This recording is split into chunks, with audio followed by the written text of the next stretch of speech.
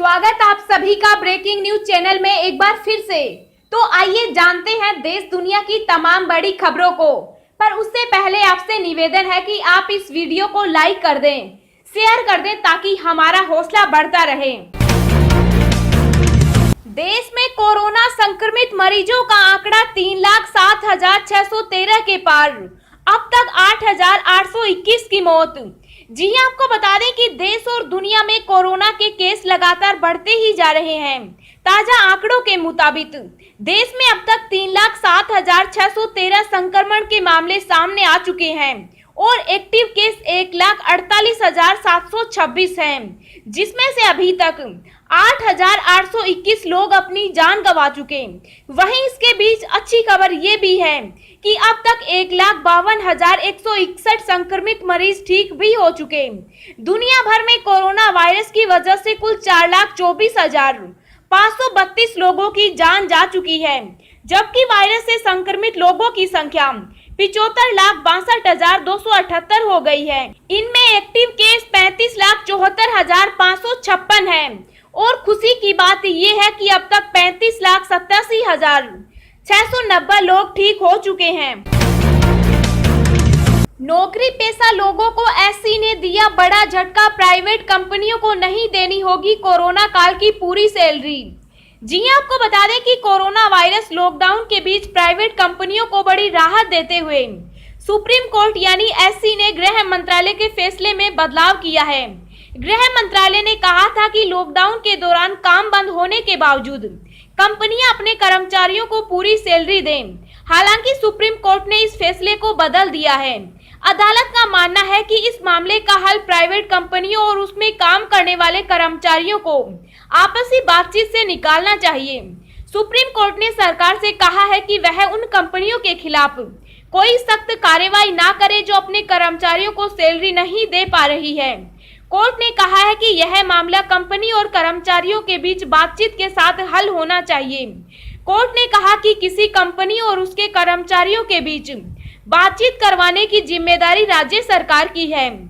Supreme court ने सरकार को 4 हफ्तों का समय दिया है कि वह 29 मार्च के नोटिफिकेशन के कानूनी पहलू के बारे में बताए।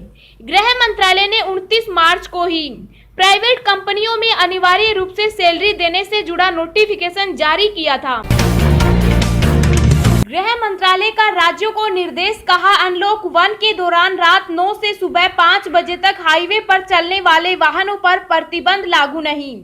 जी हां, आपको बता दें कि कोरोना वायरस के प्रकोप को लेकर देश को लॉकडाउन किया गया। इस घातक वायरस का संक्रमण थमने का नाम नहीं ले रहा है। हालांकि देश की नरेंद्र मोदी सरकार ने आर्थिक संकट को देखते हुए लॉकडाउन में ढील दी है और अनलॉक 1 किया है। इस बीच केंद्रीय गृह मंत्रालय ने कहा कि अनलॉक 1 के दौरान आवश्यक गतिविधियों को छोड़कर देश भर में रात 9 बजे से सुबह 5 बजे तक लोगों की आवाजाही को कड़ाई से प्रतिबंधित किया गया है। गृह मंत्रालय ने कहा कि रात 9 बजे से सुबह 5 बजे तक लोगों की आवाजाही प्रतिबंधित करना लोगों को एकत्र होने से रोकने के लिए है। यह रोजमर्रा पर चलने वाली बसों, ट्रकों पर लागू नहीं होता है। राज्यों, केंद्र शासित प्रदेशों को राजमार्गों पर लोगों की बसों में आवाजाही, ट्रकों को नहीं रोकने की सलाह दी है। इस बारे में अधिकारियों को आवश्यक निर्देश दिए जाने चाहिए। राज्य सरकार का बड़ा फैसला, पंजाब में फिर से लॉकडाउन लागू। जी हां, आपको बता दें कि पंजाब में बढ़ रहे कोरोना वायरस के मामलों को देखते हुए पंजाब सरकार ने राज्य में शनिवार और रविवार को लॉकडाउन लागू रखने का फैसला किया है। सरकार द्वारा जारी आदेशों के अनुसार शनिवार और रविवार को दुकानें नहीं खोली जाएंगी। इसके अलावा इन दिनों में राज्य में ट्रांसपोर्टेशन पर भी रोक लगा दी गई है। आदेशों के अनुसार सिर्फ ई पास वालों को ही कहीं पर आने जाने की इजाजत दी जाएगी। इसके अलावा सरकार द्वारा जारी आदेशों में साफ किया गया है कि औद्योगिक इकाइयां हफ्ते के 7 दिन खुली रहेंगी, जबकि बाजार और अन्य दुकानें बंद रखने के आदेश दिए गए हैं। दिल्ली से आने वालों को सर्टिफिकेट देना जरूरी होगा, क्योंकि दिल्ली से हर रोज 500 से 800 वाहन पंजाब में आ रहे हैं। दोस्तों, अगली खबर जानने से पहले आपसे एक रिक्वेस्ट है कि इस वीडियो को बनाने में मुझे बहुत ज्यादा मेहनत लगती है, तो इस मेहनत के लिए वीडियो को एक छोटा सा लाइक जरूर करें।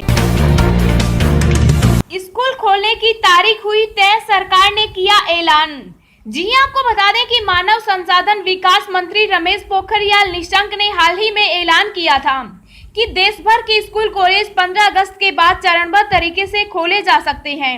कोरोना वायरस के चलते स्कूल और कॉलेज समेत अन्य शिक्षण संस्थान 3 महीने से बंद हैं। कोविड-19 की वजह से 16 मार्च को ही इन्हें बंद कर दिया गया था। स्कूल खोलने को लेकर देश के अलग अलग राज्यों में लगातार विचार विमर्श का दौर जारी है। इस बीच हरियाणा सरकार ने भी स्कूल खोलने को लेकर बेहद महत्वपूर्ण ऐलान किया है। 15 अगस्त के बाद खुलेंगे स्कूल। दरअसल हरियाणा में स्कूल खोलने को लेकर राज्य के मुख्यमंत्री मनोहर लाल खट्टर ने गाइडलाइंस जारी कर दी है। इसके तहत हरियाणा में 15 अगस्त के बाद स्कूल खोले जाएंगे। सिर्फ स्कूल ही नहीं, मुख्यमंत्री ने साफ कर दिया है कि राज्य के कॉलेजों में केवल अंतिम सेमेस्टर के स्टूडेंट्स के लिए ही परीक्षा आयोजित की जाएगी। बता दें कि हरियाणा सरकार की ओर से पहले 1 जुलाई से स्कूल खोलने की बात कही गई थी। बढ़ रहा है नकली नोटों का कारोबार, ऐसे पहचाने आपकी जेब में रखा 2000 और 500 रुपए का नोट असली है या नकली। जी आपको बता दें कि भारत में नकली नोटों का कारोबार रुकने का नाम नहीं ले रहा है। 11 जून को एक बार फिर पुणे में करीब 10 करोड़ रुपए के नकली नोट पकड़े गए हैं।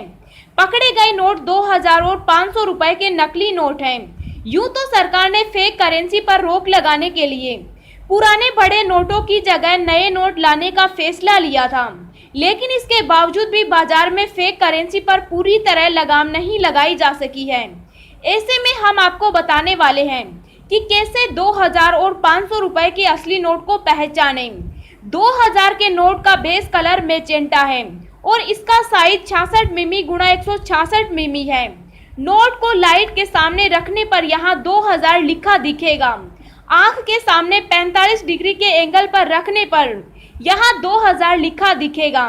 यहाँ लिखे नंबर 2000 का रंग बदलता है, इसका कलर हरा से नीला हो जाता है। 500 रुपए के नए नोट असली है या नहीं, ऐसे पहचाने। नोट को लाइट के सामने रखने पर यहाँ 500 लिखा दिखेगा। आंख के सामने 45 डिग्री के एंगल पर रखने पर यहाँ 500 लिखा दिखेगा। नोट को हल्का से मोड़ने पर सिक्योरिटी थ्रेड का कलर हरा से नीला हो जाता है। बॉर्डर पर नेपाल पुलिस की अंधाधुंध फायरिंग, 4 भारतीयों को लगी गोली, 1 की मौत।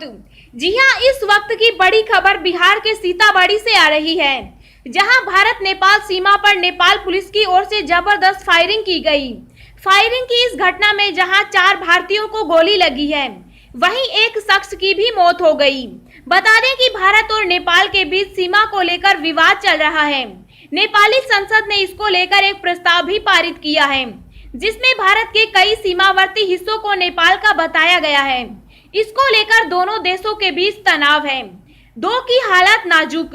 गोली लगने से घायल होने वालों में से 2 की हालत फिलहाल नाजुक बताई जा रही है, जिन्हें इलाज के लिए निजी अस्पतालों में भर्ती कराया गया है। घटना सीतामढ़ी के सोनबरसा बॉर्डर इलाके के जानकी नगर गांव की है। जानकारी के मुताबिक भारत नेपाल सीमा पर विवाद हुआ था, जिसके बाद नेपाल पुलिस की ओर से अंधाधुंध फायरिंग की गई। फायरिंग की इस घटना के बाद से सीमा पर तनाव की स्थिति बनी हुई है।